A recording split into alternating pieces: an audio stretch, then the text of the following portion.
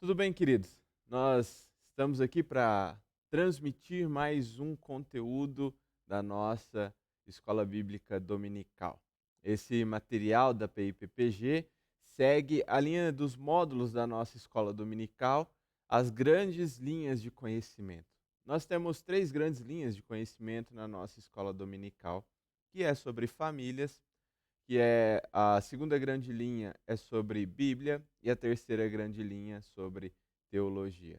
Dentro da linha de teologia, nesse trimestre nós estamos estudando os decretos de Deus. E hoje nós vamos conversar sobre um aspecto dos decretos de Deus chamado eleição ou predestinação. Quero te convidar a acompanhar esse vídeo, acompanhar esse conteúdo. Qualquer dúvida ou questionamento você pode colocar aqui nos comentários desse vídeo. Nós vamos tentar responder da forma mais breve e mais acertada possível. Eu quero te convidar também, para você que ainda não é inscrito no nosso canal no YouTube, o canal da PIPPG, que você possa fazer a sua inscrição e também ativar as notificações. Assim, você vai receber todo o conteúdo em primeira mão e sempre que tiver algo novo no nosso canal, você será notificado dele. Então, eu quero te convidar para mais esse tema, pedir que o Senhor nos abençoe e nos traga esclarecimento a respeito dele.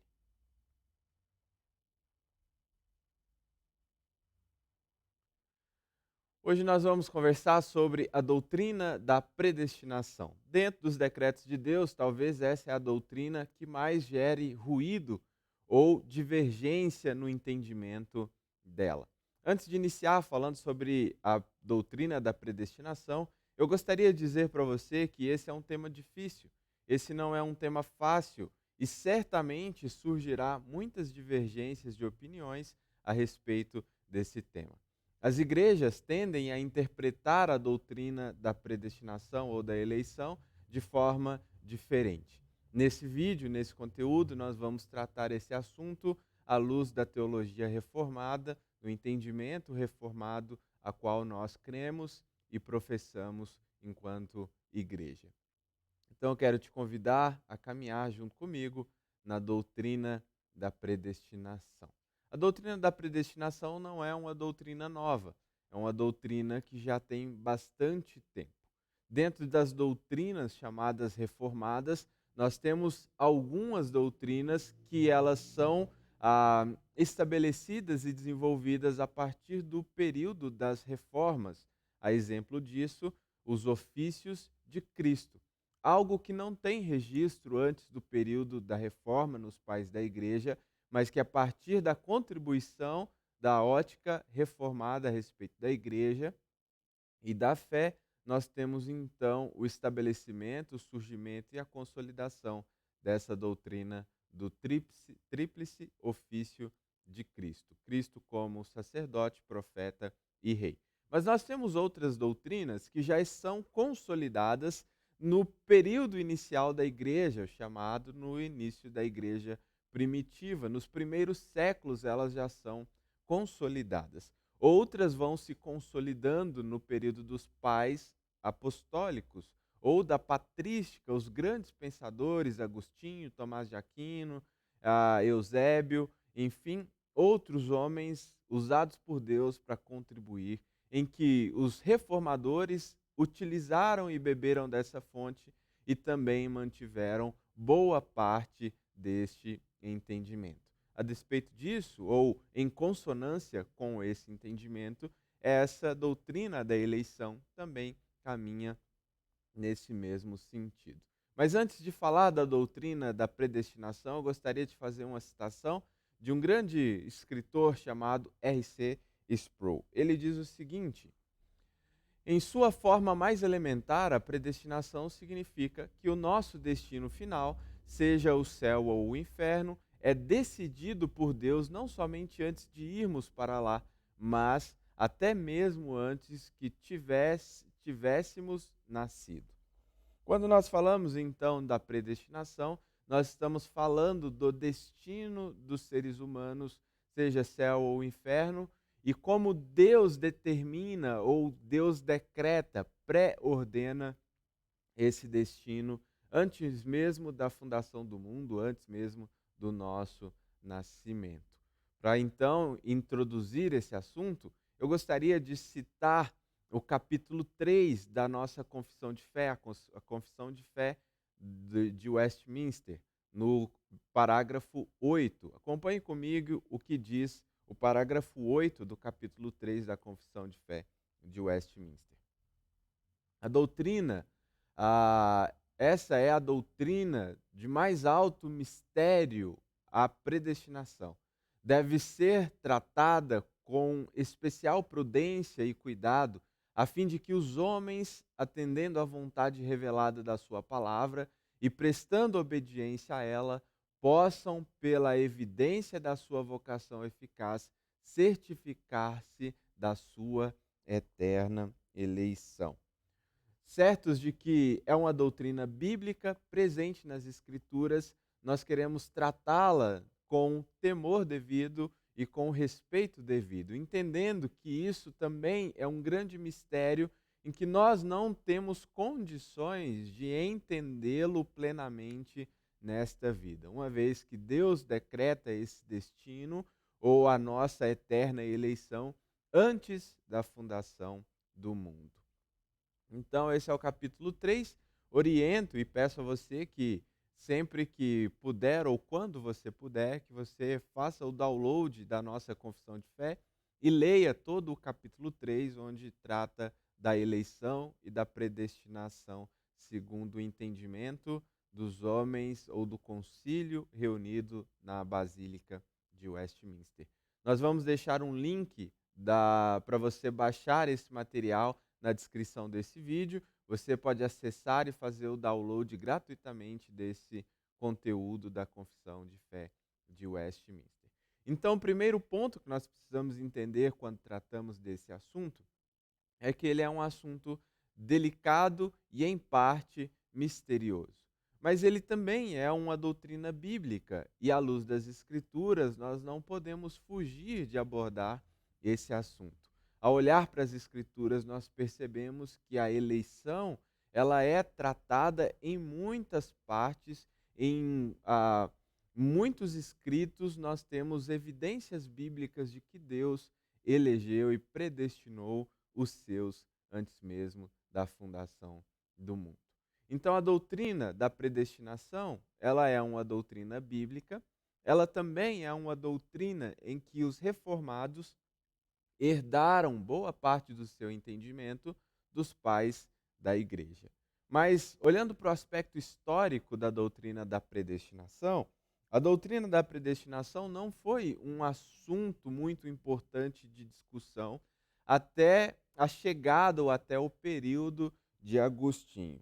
Antes disso, não era se discutido ou debatido amplamente esse assunto. A partir de Agostinho de Hipona, esse assunto ele começa a ser mais amplamente debatido. Em parte surge esse debate em oposição a um entendimento de um homem chamado Pelágio, que traz uma visão um tanto quanto equivocada a respeito da eleição de Deus e de outros aspectos.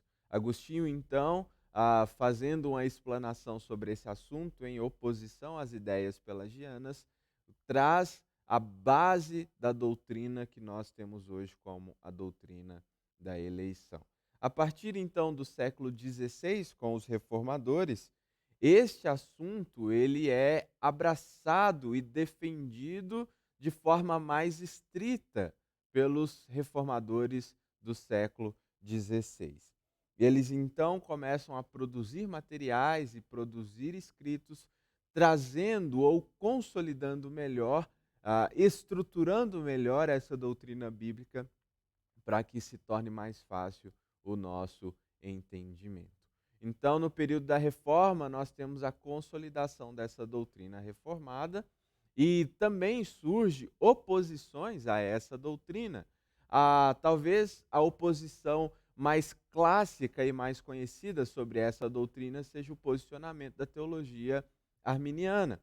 A teologia arminiana surge, então, com um homem chamado Jacob Arminius, que escreve ou traz uma série de argumentos, pelo menos 5, a respeito do entendimento da fé, principalmente a respeito da soteriologia ou da salvação, de como Cristo opera a salvação no coração dos homens.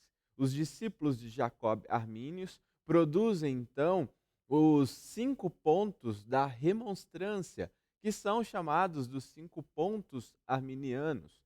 Em oposição ou em resposta a esses 5 pontos, surge então um documento muito conhecido e abraçado como parte dos nossos símbolos de fé, chamado os, o Concílio ou Sínodo de Dort, os Escritos de Dort. Os 5 pontos defendidos da fé reformada em oposição aos pontos da remonstrância ou aos pontos arminianos.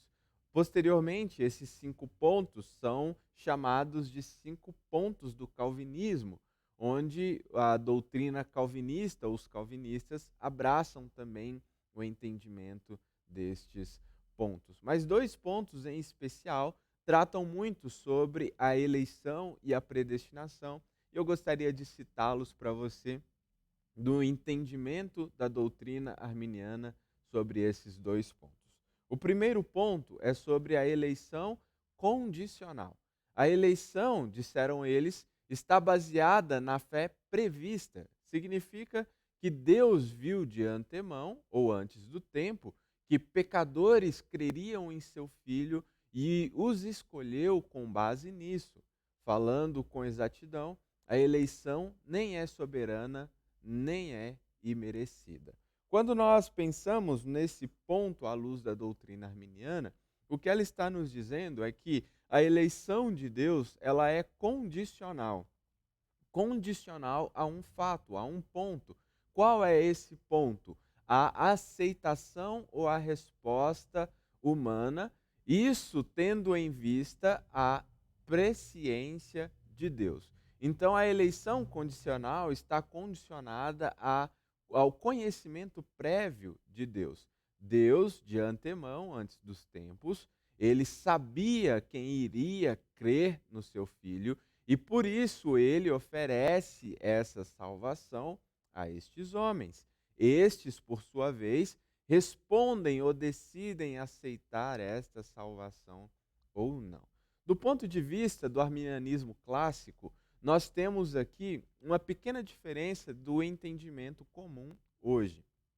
O arminianismo moderno, vamos dizer assim, a eleição ou a predestinação, ela não existe de fato, ela está subordinada ou está contida na escolha humana. O homem é o grande agente da sua própria salvação. Claro, Cristo é o Salvador, mas essa salvação só se torna eficaz uma vez que o homem a aceita. Olhando do ponto de vista do arminianismo clássico, nós até, ou essas pessoas, até compreendem que há uma eleição, mas essa eleição de Deus é condicionada à presciência. Essa talvez é a diferença básica do arminianismo clássico do arminianismo moderno, aquilo que nós conhecemos como semipelagianismo ou os pelagianos. Um outro ponto da teologia arminiana que traz um pouco mais de esclarecimento sobre o entendimento deles a respeito da predestinação é a expiação universal. Acompanhe comigo o que diz esse ponto. Os méritos de Cristo são universais, ou seja, Cristo obteve a salvação para todos, indistintamente, mas somente aqueles que creem recebem a sua eficácia.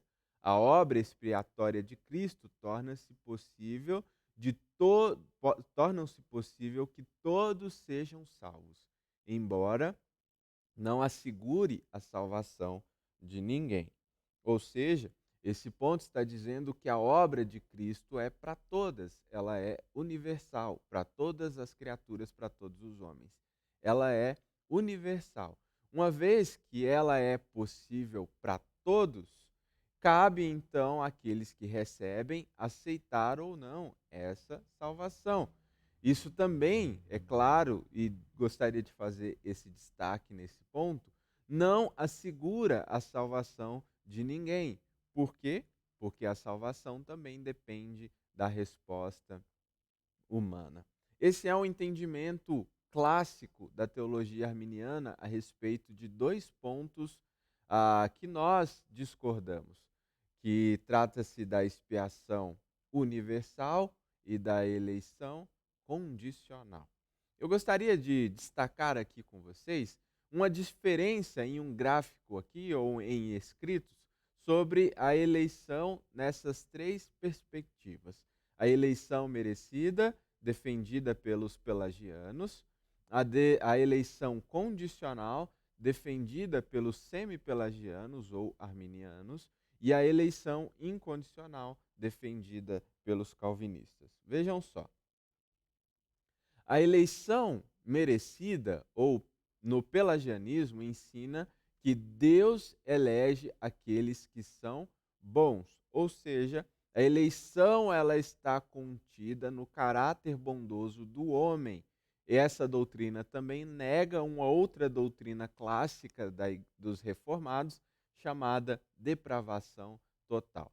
Nesse entendimento, a eleição merecida, os atos bondosos, eles são contados para que Deus possa nos eleger. E os atos bondosos são possíveis porque nessa ótica o homem não está plenamente caído ou corrompido. O segundo ponto é a eleição condicional. O arminianismo ensina que Deus elege aqueles que são depravados e que ele previu que creriam em Cristo para a salvação.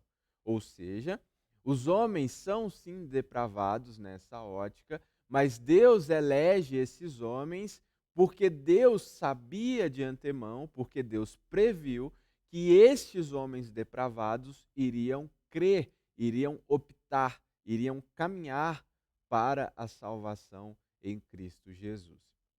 O terceiro ponto, a eleição incondicional, que é o que nós defendemos, diz que o calvinismo ensina que Deus elege aqueles que são totalmente depravados e incapazes de exercer sua vontade caída para crer em Cristo Jesus. Deus elegeu seres caídos, incapazes de escolher ou optar pela salvação em Cristo Jesus. Essa é a forma com que nós cremos a respeito da predestinação, que nós somos totalmente caídos e depravados, que a nossa vontade natural caída jamais optaria em caminhar em direção a Deus. Mesmo assim, por graça, amor e misericórdia, o Senhor nos elegeu antes da fundação do mundo para que possamos crer em Cristo Jesus por meio da fé e então receber de forma eficaz a salvação que Cristo nos oferece na cruz. Lembrando que, nesse ponto de vista, Cristo, então, ele morre, ele é enviado à terra e cumpre o seu ministério para salvar aqueles que Deus havia dado a Cristo Jesus, ao próprio Cristo, antes da fundação do mundo. O que Pedro também descreve como raça eleita ou sacerdotes, sacerdócio, raça de sacerdotes. Em outras passagens também essa evidência bíblica é destacada. Eu gostaria de fazer uma citação de um autor reformado que diz o seguinte: predestinação, Robert Self. Negar a eleição soberana ou guardá-la em algum cubículo de teologia nas estantes sobre o rótulo de úteis para nada ou perigoso, equivale a roubar do povo de Deus a visão mais plena da glória de Deus e limitar o culto da igreja à esfera da lógica humana. Quando nós entendemos, então, a doutrina da eleição, essa tem como fim supremo glorificar a Deus. Ela retira do homem qualquer possibilidade de soberba ou jactância, como Paulo se refere na carta aos Romanos. Ele também se refere à forma soberana com que Deus nos salva em Efésios capítulo 1 e capítulo 2, dizendo que Cristo nos escolheu, nos retirou do lamaçal dos nossos pecados, quando ainda éramos mortos nesses pecados e nesses delitos.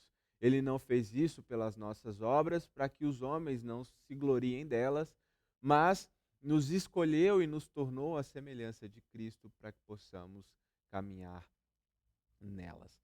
Então, quando nós pensamos nessa eleição incondicional, eu gostaria de fazer a seguinte citação.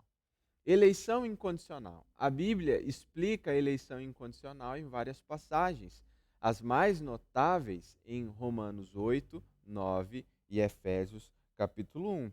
Inclusive, indico a você que depois de ver esse vídeo, ou que dê uma pausa nesse vídeo e leia esses textos. Romanos capítulo 8, Romanos capítulo 9 e Efésios capítulo 1.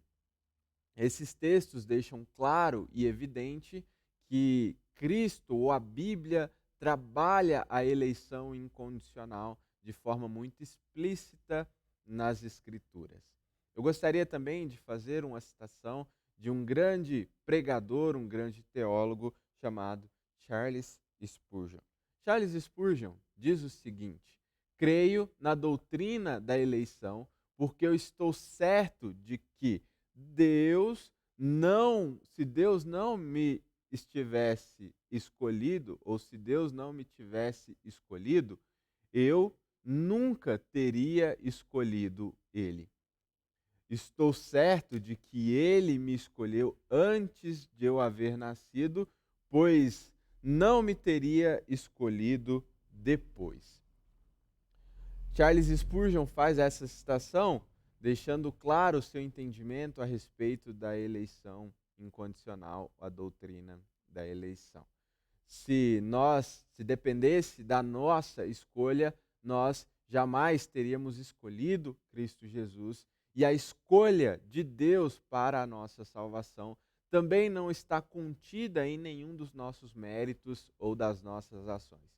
Porque se assim fosse, as nossas ações são sempre ruins, pecaminosas, sem Cristo Jesus, e isso não seria motivo para que pudéssemos ser escolhidos por Deus.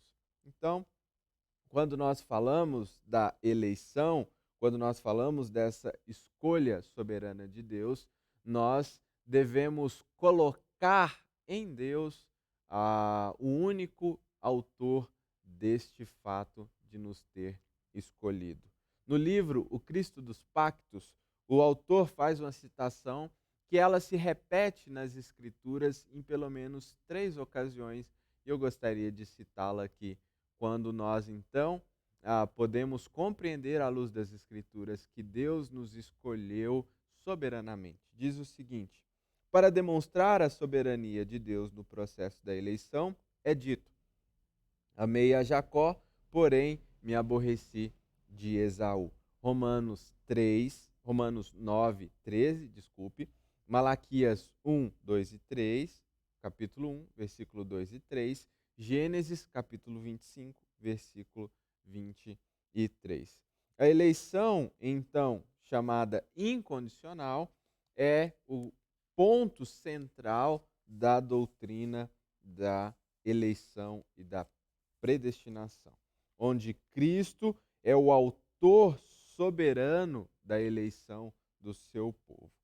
Negar a eleição soberana, em alguns círculos de teologia, negar ou colocar isso de lado de alguns círculos da teologia, é algo que nós não temos essa autorização para fazer, uma vez que essa é uma doutrina bíblica contida nas Escrituras, defendida por grandes homens e pela teologia reformada. Charles Hodge, ele diz o seguinte na sua citação ou no seu compêndio teológico: passagens como Atos 13, 48, Romanos 8, 28 a 39 e Efésios 1, de 3 a 4, torna-se possível para qualquer um que sustente a autoridade das Escrituras ignorar a eleição, a doutrina da eleição. Negar ou essas passagens torna-se impossível para qualquer um que sustente a autoridade das Escrituras negar a doutrina da eleição. Diante dessas possibilidades, algumas tradições teológicas reinterpretam essa doutrina bíblica, afirmando que a eleição é baseada na presciência divina sobre a fé e o arrependimento do indivíduo, tornando assim a salvação totalmente dependente da vontade do homem e reduzindo, desculpe, a escolha soberana de Deus a uma condição. Essa é a doutrina da eleição incondicional, na qual nós não podemos reduzi-la à presciência de Deus, pois assim nós estamos rebaixando o próprio Deus, sabendo que Deus soberano, nas suas atribuições e na sua escolha, o faz e elege aqueles os seus de acordo com a sua vontade, sem que isso dependa do conselho de alguém ou da ação de qualquer um de nós. Gostaria de finalizar deixando essa citação para você de Charles Spurgeon.